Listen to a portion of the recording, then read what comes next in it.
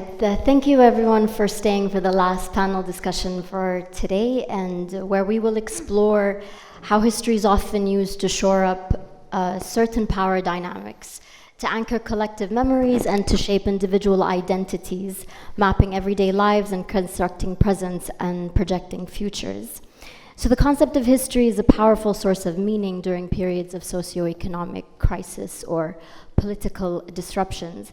And during these turbulent times, many long for a simpler past and even romanticize history as an escape from a present and a future we no longer have any control over. But is this escape or nostalgia, as some have argued, a failure of our collective cultural confidence in the modernizing impulse? Or is this a creative surge that will help us navigate through a turbulent present to a productive and sustainable future? And here to discuss these ideas and push them forward are our experts in their respective fields. So to my left, Sharifa Al Shalfan, who's an architect, urban researcher, and educator, and her main focus is housing and urban development. In the middle is Laila Hamad, a cultural entrepreneur and founder of Zari Crafts. Prior to Zari Crafts, she worked in the field of social and economic development in the MENA region. And to my far left is George Azar, who's an Arab-American photojournalist and documentary filmmaker. He is currently a faculty member at AUB.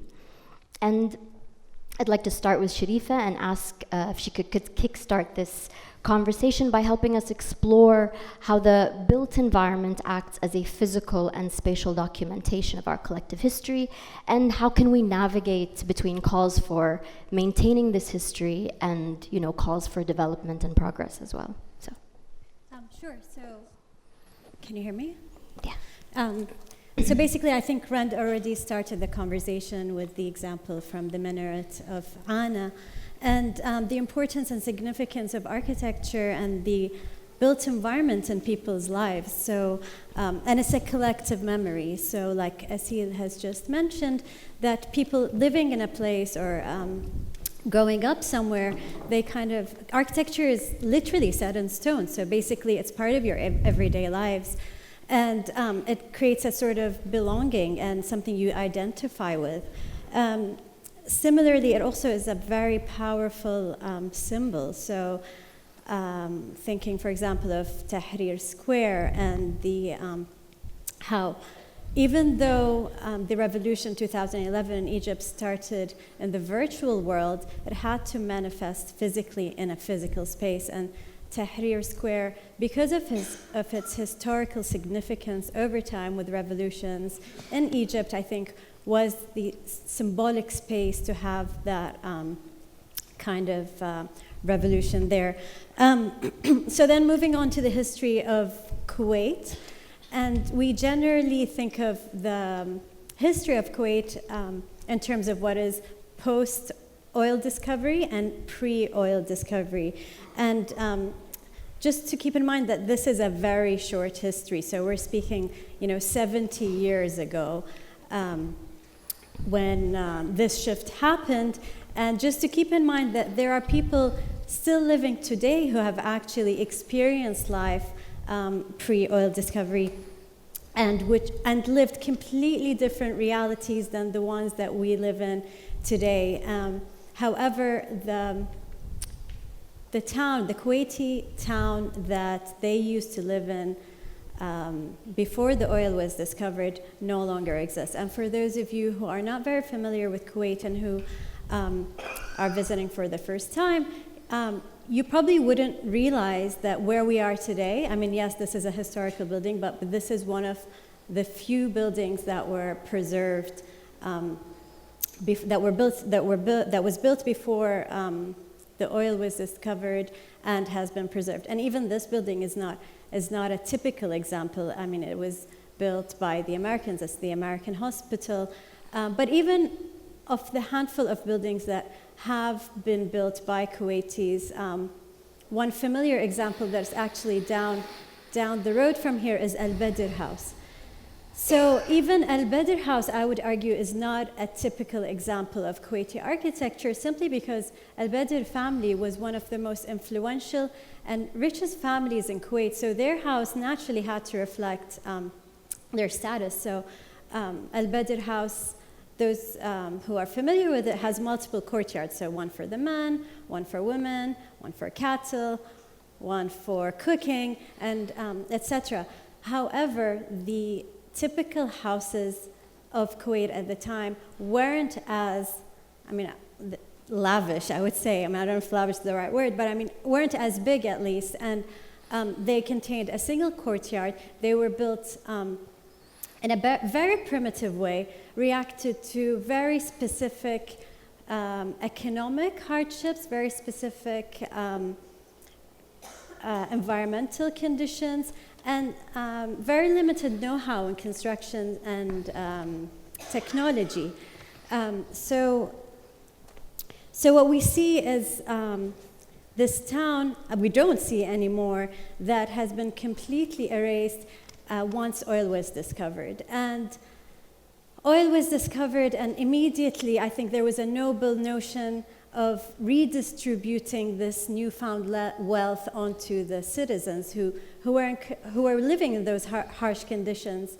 And the welfare state has been established.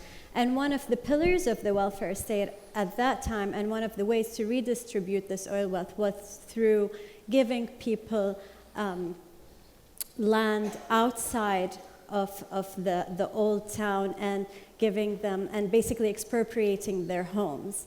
And it's called the Tathmeen, if you're familiar with that. So they valued their homes much higher than what the homes were actually worth. And then Aseel, you asked about the value of keeping, the architecture or destroying it. And this is a question, I'm always wondering, why did we destroy our old town? And Munira, you alluded to that. And honestly, I couldn't find an answer. There were the practical reasons. Yes, we needed wider roads to accommodate the car. We needed to bring in, modern infrastructure.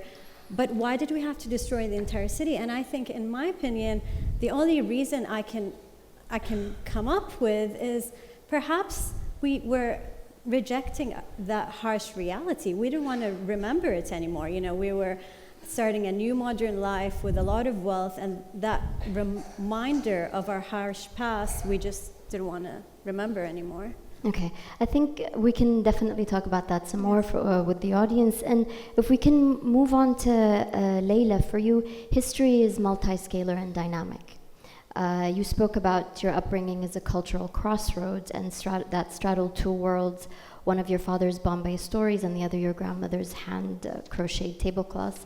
So this upbringing, you have said in the past, is nurtured a nostalgia for a simple and yet solidary and cosmopolitan past, and a sense of discomfort with the fast evolving and contrived present, which is this idea of moving between, this idea of a history and maintaining it, and really thinking about also development and progress. So beyond a sense of imminent crisis, which a lot of us feel today, what do you think are the other triggers for people's perpetual turn towards the past? And how can we move beyond this romanticized history and become more engaged in our present? Or do you think there is something useful between moving between these two worlds? Thank you, Aseel. Can you hear me? For me, there's nothing romantic about our history. Mm-hmm. In fact, I think that we have a very difficult history, in the sense that we come from a land that is water poor, one of the poorest countries in the world in terms of water. It is a country that has no agriculture historically. It is a country that is bordered by a massive desert and a very salty sea. And I think it is because of that history that I look fondly to that past, because what the nation state has given me in terms of the welfare policies that were set up in the 70s, the 60s, the 70s and 80s is when I grew up here. I find them a veneer of modernity, but deep down, they are not fulfilling on many levels. And when I say many levels, I think if I can just go back a little bit, when the nation state developed in the 50s and the 60s and Kuwait gained independence in the early 60s, there was a sense that this new welfare state was going to reduce the risks and the volatility that the pre-oil era created, the drought, the fact that pearl diving and pearls no longer had the same value, the world wars, etc. And I think that the intention was good, and the redistribution of wealth was a great idea in terms of helping people improve their standards of living, giving people health and sanitation, education. I think these are all accomplishments of the modern nation states. What I found was lacking when I grew up was this total rupture between the old Kuwait and the Kuwait that I grew up in the form of alienation. I felt like, is it possible that I live in such an alien territory that I have to take the car and go everywhere? When you look at pictures of old Kuwait, you see a very small port town, no urban sprawl, you see small roads, you see courtyard houses, you see markets. Everything was within walking distance. And when my lived experience for Kuwait in the 70s and 80s was one of ring roads, was one of having to have multiple cars. And I thought there's something very strange about that. And I looked for history through books initially, but I didn't find any. Because growing up, we had access to very little Kuwaiti history besides for the stories of our grandparents, perhaps, or through the crafts and objects that we found in our grandmother's house. But apart from that, we really didn't get much history. Sometimes you got the national rhetoric history through festivals that basically show you a pearl diver, that show you kind of the poverty and the difficult times. But what that history was lacking was the essence of the past rather than the form of the past, which I realized the more I studied it, the more I realized that's what I was craving. And when I talk about the essence of that past, I talk about resilience in the face of an ecosystem that is extremely harsh. I talk about ingenuity and the use of local materials and having a sense of understanding your local ecology, which I felt completely was alien to me growing up. I had air conditioning, I didn't have to walk in the heat. There was nothing that was exposing me to what Kuwait was really about, which was this small port town that had to deal with a very severe ecological condition. I don't know if that, I don't want to go on. It's a follow-up, I think.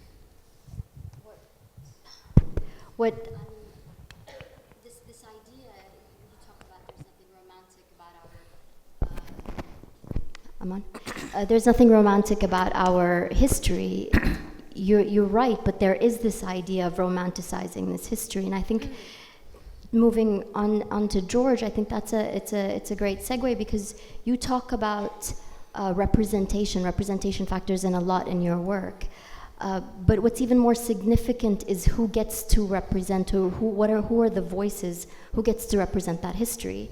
And you spoke about that subject in your documentary videos and how it eventually led to your return back to Lebanon to document the destruction that was brought by war. Could you please expand on these ideas a little bit more and talk to us how you've successfully managed to perhaps not really romanticize history, but really talk about a story that was not little represented at the time? Well, for me, the lack of representation of the Arab world, and especially Lebanon, when I was growing up in America in the 60s and 70s, was problematic. It just didn't exist. And I actually remember as a young kid going to the church on the corner and staring at the icons, not because I was really interested in the saints and the miracles and that sort of thing, but I wanted to see what the people looked like. I wanted to see what the landscape looked like, and that was the closest that I could get. We had stories in the family, but it's as though we came from another world. Then, by the mid-70s and the early 80s, Lebanon and Palestine started appearing in the news, but the representation was of terrorists, of evildoers. we were always the bad guys. And it was very confusing to me. I wanted to see it for myself. I wanted to figure it out for myself. And so I arrived in Beirut in 1981, in the middle of the Civil War, kind of a low point in the Civil War. And I began working as a news photographer because I wanted to capture the day-to-day realities of what the Civil War was like and its impact on civilians.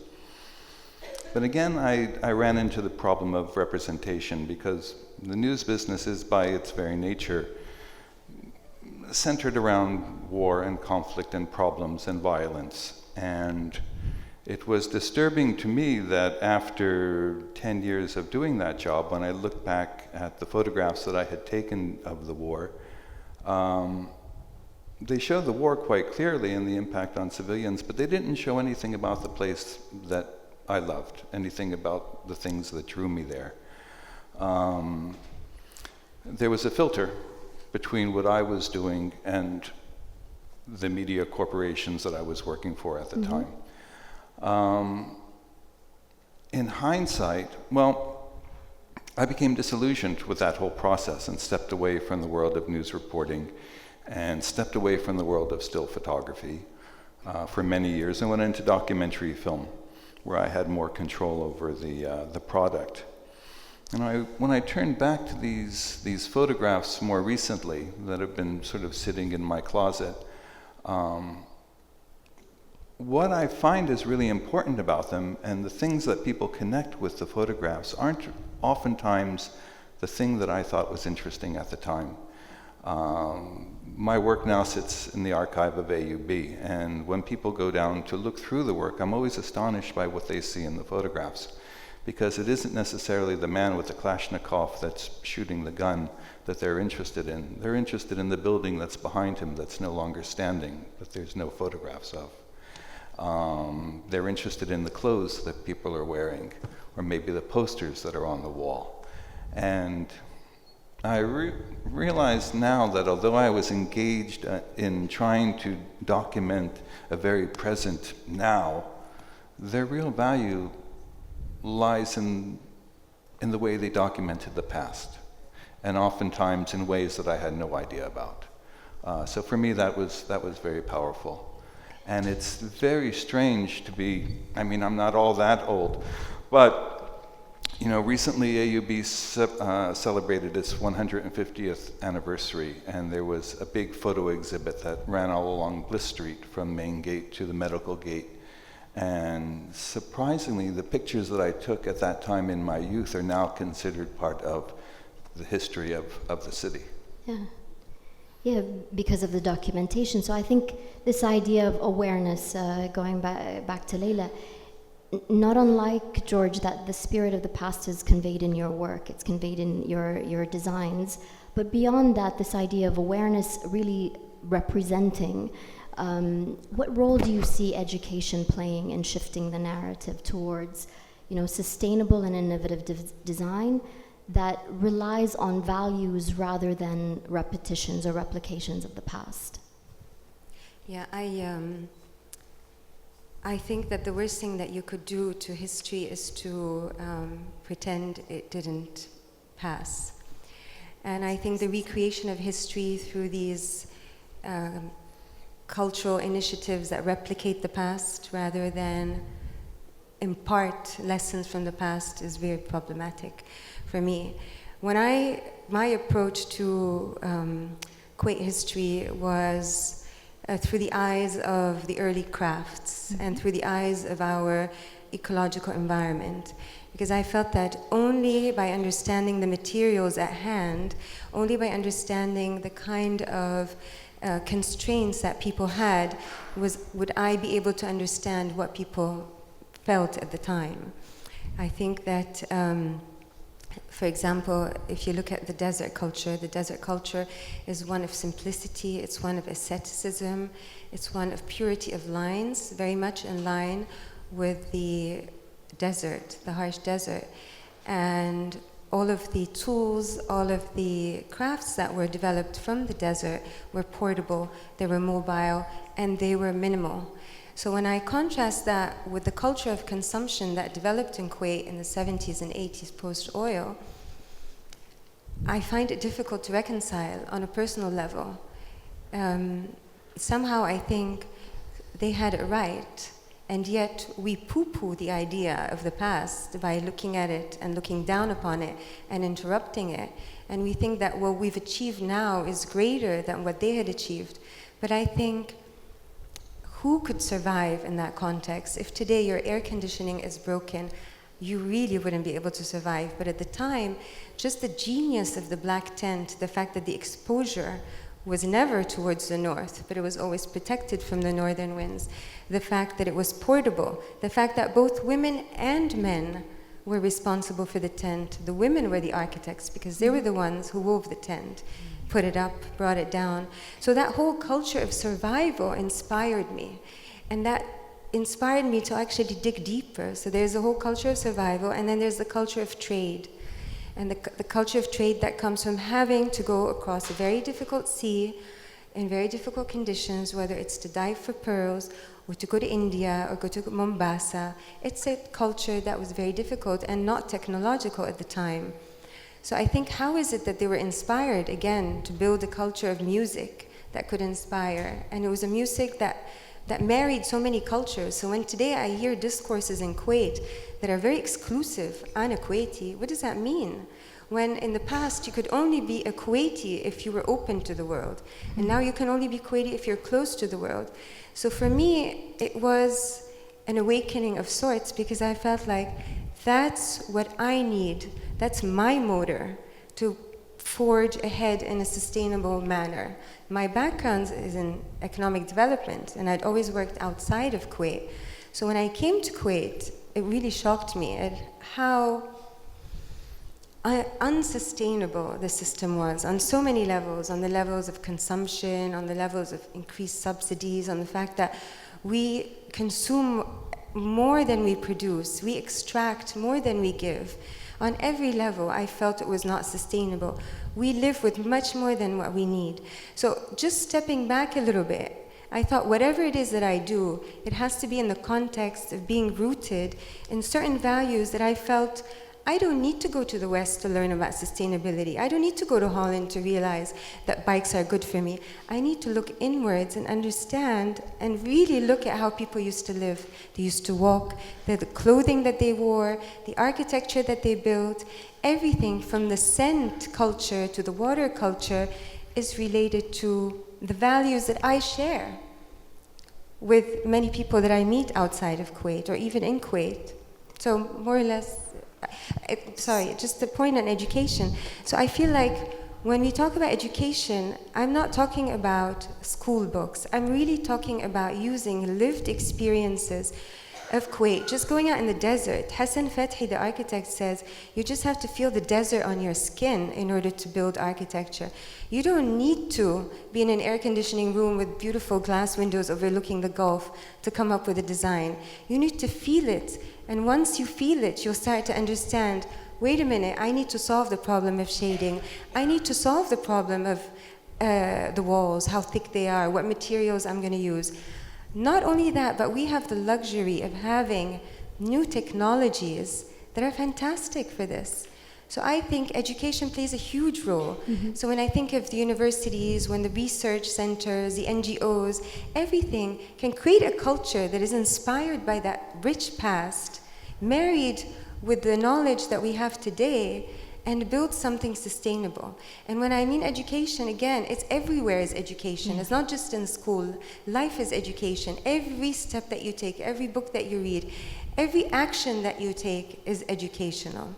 So that's in a nutshell. No, I think that's great, because I think all of us would agree that there needs to be an overhaul in our educational system. But I think what you really point out, Laila, is, in fact, education is about this idea of awareness and understanding this past where we can use it today in a much more modern language. This goes to you, Sharifa, because you do look at it in a similar way. You do look at the past and understand the way that housing sort of developed over the years, and came up with this really interesting idea of the multiplex. Well, it's around, but something that might be adapted to a Kuwaiti culture. Can you explain this housing type and explore how these values go beyond personal taste? Sure. So Before I explain the multiplex, I would like to just give a brief background on housing types that exist in Kuwait for those who are not familiar with the context. So in a general way, you can categorize housing into two types. So there is the single-family detached villa that's mostly occupied by Kuwaitis, and then there's the apartment building that's mostly occupied by non-Kuwaitis. So through our research, our interest was to kind of trace the evolution of the Kuwaiti type housing, the single-family home. In line with, I described earlier the establishment of the welfare housing system. Laila also expanded on that the system of welfare in general in Kuwait. And I wanted to look at, basically my team, the team I was working with and I were kind of tracing the evolution of that. So the welfare system of housing still exists today, and today we have a system that plans, develops, and distributes housing to Kuwaiti families, and the product is a single-family home. However, we also have a wait list that exceeds 100,000 applications and wait times reaching up to 15 years. So how sustainable is that? Not very much, right? So then 100,000 is almost a third of families, is almost a third of the Kuwaiti population. So we wanted to understand, well, how are these people living and in what types of housing are they living? And this is when, we came up with this idea of the third type, which is the multiplex. And the multiplex is a third type that exists outside of regulation. So it's an unregulated type of housing, which essentially takes the villa and divides it up into different units and does it in different ways. So basically, we did a survey, and we discovered that 40% of the people today live in this type of housing. And we also discovered that after interviewing different people about this, the people who live in those types of homes, we discovered two factors that are constantly being mitigated. One of privacy and one of dependency. And to give you an example, so let's assume somebody got married and decided to continue living with their parents, and the father builds an apartment on top of their existing house. So now we have a multi-generational family living together. And so we were interviewing people who were living in that situation, and some of them just loved it. They said, well, we never have to worry about what's for lunch every day. We never have to worry about, if the fridge is broken, we don't have to worry about, repairing it. And an important fact that came up is children. So they didn't have to worry about leaving the kids at home because the grandparents were there, and they took care of the kids. However, when we look at the issue of privacy, they weren't very comfortable. So one lady told us that if she had her friends, if she wanted to host her friends, she would usually do it at her father's house. So because she wasn't comfortable hosting at her in-laws' house. Then another example was that's multiplex, but in a different way, where it's the house designed as separate apartments and people would rent that. So we also interviewed those people, and they said what they really liked is that their kids started getting to know their neighbors, and they started getting to know their neighbors, which in the past few years, people kind of started losing touch with that, with their neighbors. And however, what they didn't like is that spaces were small. And one of the things they said, they didn't like cooking at home because, our cooking uses a lot of spices, and there's a lot of smells and stuff. So they didn't like that. They didn't want to come back home to a very to a house that smells of food. And so then when we kind of analyze this, and I would argue that now we have, I started today saying we have a post-oil and a pre-oil way of looking at our history, but I think I would argue there's a second post-oil era in Kuwait, and this is one that actually emulates the ways of life that we had before oil. So this idea of the multi-generational family living together, the idea of the community supporting one another, because as I explained, the government is no longer able to provide everyone with housing at the rate that they're willing, they wanted to, at a constant rate. So as the state weakens, the community comes back in and starts to replace the role of the state. And so then, you start looking at issues of sustainability and thinking about, well, how sustainable is our housing system today? And it has only been able to sustain all these years because of the welfare state and subsidies.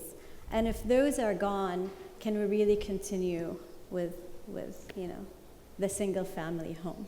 Okay, so that's great, because you're talking about this shift from a top-down to a bottom-up, and then that bottom-up gets codified and it becomes part of this multiplex, which is, again, taking things back from, or at least understanding history in a way and applying it to housing. And detaching it, you mentioned this, detaching it from the visual. Yeah. So architecture, sometimes, we look at, we want, old Kuwaiti architecture, so we're going to have something that looks like brownish and, has, things that, like, you called it a veneer, right? And I think that's the biggest contradiction, because we're bringing a model, the single-family home villa is a model that is a Western type, and we're kind of putting this veneer on top of it, which is, for me, is a contradiction. Yeah, and I think to sort of move towards George again, this idea of revisiting, and you talked about it in your first, when I asked you the first question, our work sort of creeps up on us. We leave it for a while and then we end up revisiting it. You do that very often in your work, and you go back to your older photographs. You talk about it being now part of history, and it's captured, and when it's captured different periods of time, and you end up retracing it, but you trace history by with time and distance shifting your perspective to a certain extent. Can you describe that part of your work process, because I think this is really important, and does that process then act as a critical lens through which you critique your work? And I think this is maybe something that we can begin to apply, because that distance is a critical lens. Yeah, it's astonishing how the work appears to me now as opposed to at the time that it was made. And it's always interesting and important to have this kind of space of time to look at the work again. I don't often go back and revisit things that I have done, but for me, some of the most rewarding film projects I've worked on were ones where I was able to revisit people that I had first filmed years ago. I did a film called The Gaza Fixer, in the year 2006, about a man named Ragam, who was my fixer in Gaza, whose family was massacred in an Israeli bombardment. 18 people were killed and 40 wounded in one artillery barrage. Filming him was actually probably the hardest thing that I ever did, because he was in a pool of blood. His family was dead around him. He was appealing to me for sympathy, and I was, on one hand, the human part of me, the last thing I wanted to do was to film. Mm-hmm.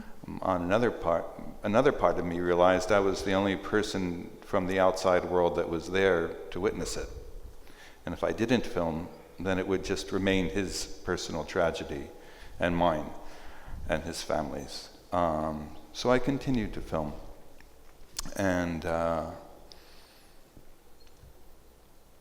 really think it was the right decision now. It was tough to do. It wasn't heartless in the sense that a journalist in these times has to be a bit detached from their own emotions in the way that a doctor in an emergency room needs to be detached from their emotions.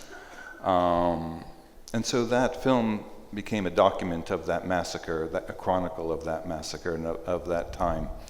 I subsequently went back and visited Ra'id, I suppose it was like almost every 3 years, whenever there was another Israeli invasion of Gaza, and filmed his reaction to it. In the next invasion, his entire village was destroyed and he was displaced. As the Israelis were pulling out, just as one sort of last final nasty act, they ran over his taxi cab with a tank and flattened it, which made him not only homeless but impoverished. And again, it was tough to be with him in those times, but important. And I visited him again after the next Israeli war. And what I finally had was sort of the chronicle of a decade in the life of one man in Gaza and their struggle. I think that work deepened over time, and to see the change in Raed from the man that you meet in the beginning of the film to the man that you see at the end of the film was important, and it has a weight, I think, and a power to it that a simple one-off film could never have. Mm-hmm. So in that sense, I've been fortunate because I've been able to go back and to revisit people that I've met in the past, to reconnect with them and to document the way their lives have changed. Most journalists don't have a chance to do that. You parachute into a situation, you experience it, and you leave, never to be seen again. So in that sense, I think the passage of time and the recording of these memories is really critical. It's important. And as I said, with the photographs of Beirut, now photographs that I considered outtakes back then as unimportant are seen by some people who, to whom they have relevance as important documents of that time. And I did a film called Beirut Photographer, where I actually went back and found the people in my Civil War photographs and met them again 30 years later. And the child who was 7 years old is now a 37-year-old woman with children of her own. And for me, that was one of the most powerful things that I've ever done, to not simply leave people, but to revisit them. Yeah, that's interesting, because then this story or that history continues to the present. I think it'll be great if we can open the discussion to the audience for questions.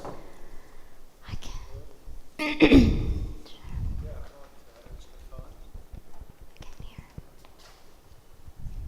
Shalfan. Hello? Yeah. Shalfan, she said there is a difference between the houses, the rich and poor. And I think the picture history shows all of them are the same. The different only in the size and the quantity of the room or the bathroom. The rich have cow to milk it, the poor doesn't have maybe goats. And both of them, they don't have like shower box or marble floor. And there is the age, like Kuwait is 400 years. You're talking about 400 years ago house, or in the 50s or the 30s. If you mind, the houses is different. Kuwait is 400 years old. Right, right. So the 400 years old houses is different than the 20th or the 30th. Right. In terms of the first part of your question, the point I was trying to make is because they had multiple courtyards, and yes, it was definitely a size issue, but then when we reference this house, we're like, oh, look at Al Badr house. There's a courtyard for women and there's a courtyard for men. So we must have been segregated as a society.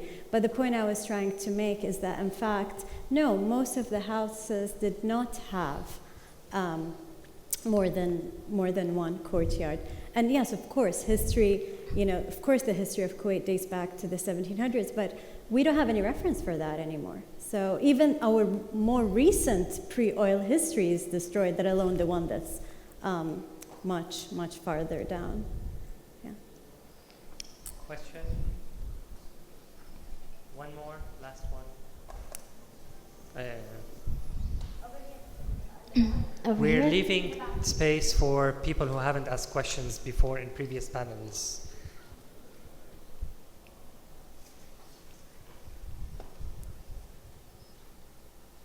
So on the main topic of like romanticizing history as a whole, do you think that looking back in history, there were times when, because I doubt that people were thinking, man, like we're living in an amazing time, so do you think maybe that's probably like what sort of motivated humanity to move forward, right? You know, so like times aren't good now, but maybe we can move forward, make things better in the future.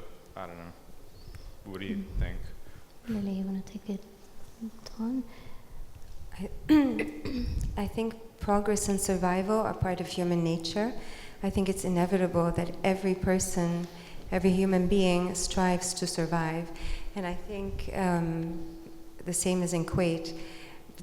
Progress is part of humanity, and the fact that we were lucky enough to find oil and to use that resource to improve our quality of life drastically is a good thing. I think the side effects of it is the abuse of those policies and the abuse of oil in a way that actually retards our progress rather than accompanies our progress. I think that's the issue that I have, is that when you put in place policies that are not sustainable in the long term, you are actually reducing your chances of survival. Thank you. Perhaps the final question over there.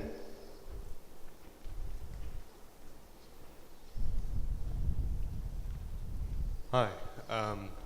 My question is for all the panelists. In general, when looking at history, history is quite messy, and it interests me that a lot of times when we reference history, we like to reference it in conclusions. There was a causation, there were certain elements that were at play, and there was a result. In reality, when you live within history, you can never assess it that way. There's so much going on within that moment that you can never reach a conclusion.